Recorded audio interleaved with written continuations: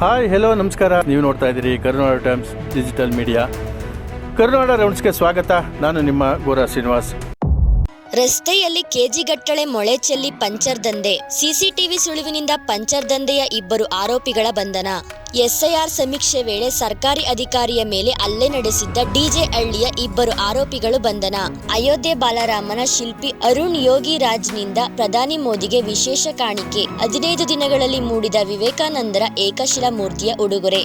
ಪುಟ್ಟ ಕನಸುಗಳಿಗೆ ಬ್ರೇಕ್ ಹಾಕಿದ ಅತಿವೇಗ. ನೆಲಮಂಗಲದಲ್ಲಿ ಶಾಲೆಗೆ ತೆರಳುತ್ತಿದ್ದ 10 ವರ್ಷದ ಬಾಲಕಿಗೆ ತಾರ್ ಕಾರಿನ ಡಿಕ್ಕಿ. ಸ್ಥಳದಲ್ಲೇ ದಾರುಣ ಸಾವು. ಸುರಕ್ಷಿತ ಕ್ರಮಕ್ಕೆ ಗ್ರಾಮಸ್ಥರ ಆಗ್ರಹ. ಚನ್ನಪಟ್ಟಣದ ಕೋಡಂಬಳ್ಳಿಯಲ್ಲಿ ಚೆನ್ನಮ್ಮ ದೇವೇಗೌಡರ 11ನೇ ದಿನದ ಪುಣ್ಯಸ್ಮರಣೆ. ಎಚ್ಡಿಡಿ ಅಭಿಮಾನಿಗಳಿಂದ ಭಾವಪೂರ್ಣ ನಮನ.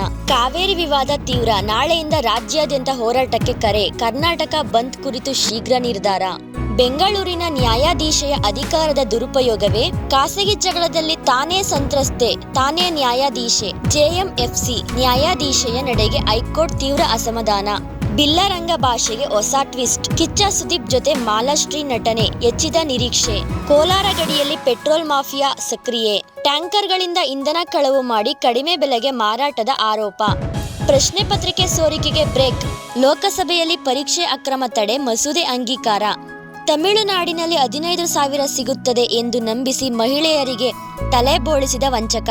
ಮಹಿಳೆಯರ ಕೇಶಕ್ಕೆ ಬ್ಲೇಡ್ ಹಾಕಿ ಬೆಚ್ಚಿ ಬೀಳಿಸಿದ ಮೋಸದ ಜಾಲ. ಬೆಂಗಳೂರಿನಲ್ಲಿ ಕರ್ತವ್ಯದ ವೇಳೆಯಲ್ಲೇ ಎಣ್ಣೆ ಪಾರ್ಟಿ ಮಾಡಿದ ಆರೋಪ.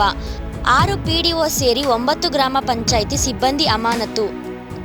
ಯಾವ ಮಗುವಿಗೂ ತಂದೆಯಿಂದ ಇಂತಹ ವಿದಾಯ ಸಿಗಬಾರದು.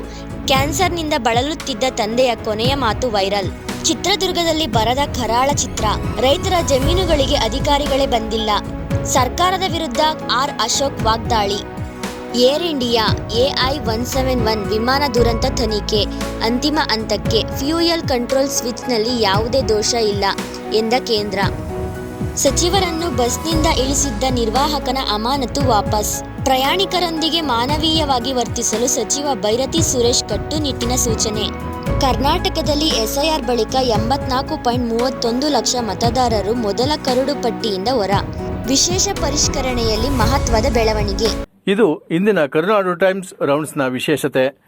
ಮತ್ತಷ್ಟು ಸುದ್ದಿಗೆ ಕರುನಾಡು ಟೈಮ್ಸ್ ಡಿಜಿಟಲ್ ಮೀಡಿಯಾವನ್ನು ತಪ್ಪದೆ ವೀಕ್ಷಿಸಿ.